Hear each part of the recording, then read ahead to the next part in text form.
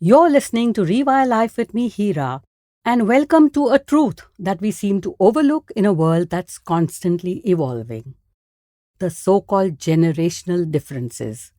Is it not just fascinating how each generation talks about the generation gap? So, is there really a disparity between generations?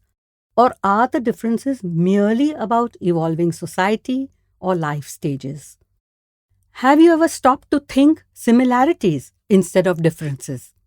Do you know what I see? I see similarities across generations. Both are committed, prioritizing their joys, living life on their terms, well, most do, and facing the unexpected in life. Is it not true that there is an inherent desire by both to be noticed, relevant, updated, and appreciated? Everyone needs a pat on the back. Both recognize and acknowledge the importance of communication, adapting to new technologies, and changing environments. Both value and understand the importance of balancing personal and professional life for the overall well being of the family. In fact, you might be surprised if you think back to how often we share the love for the same things but just prefer different ways of enjoying it. For example, today's generation will choose to spend his or her time texting, while an older person may just pass the time reading a physical book, or vice versa. It is just an individual choice and nothing to do with generation gap. If we think about it, generational differences exist only if you put them in a box and proclaim, "in our times," or "when we were growing up." If you think about it, there are just a handful of minor points that set us apart. Generations in the past found fulfillment in job security, saving for future, and the ability to provide for their families.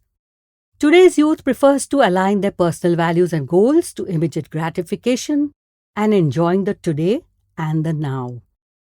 And that is good too, so no judgment here.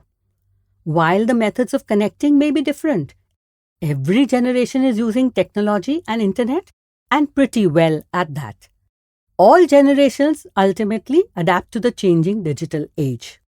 Though I have noticed that earlier generations found joy in sharing expertise face to face, while today's generation, on the hand, is facing a more competitive world than before and is often seen running scared that somebody better is out there waiting to steal their thunder.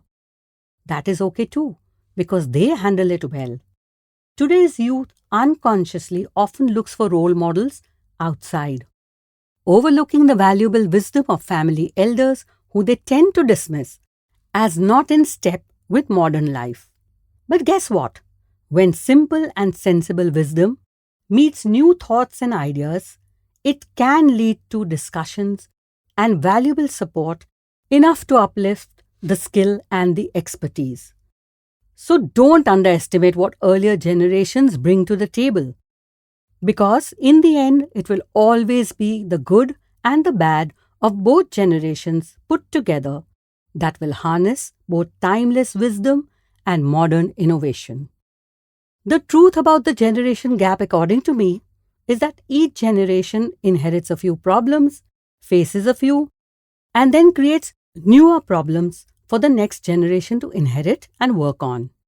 But that is the life cycle as we know it. If you have enjoyed listening in, then join me next week as I explore more topics on Rewire Life in 1.5 minutes with me, Hira, ranging from health and wellness to lifestyles and everything in between. Namaste.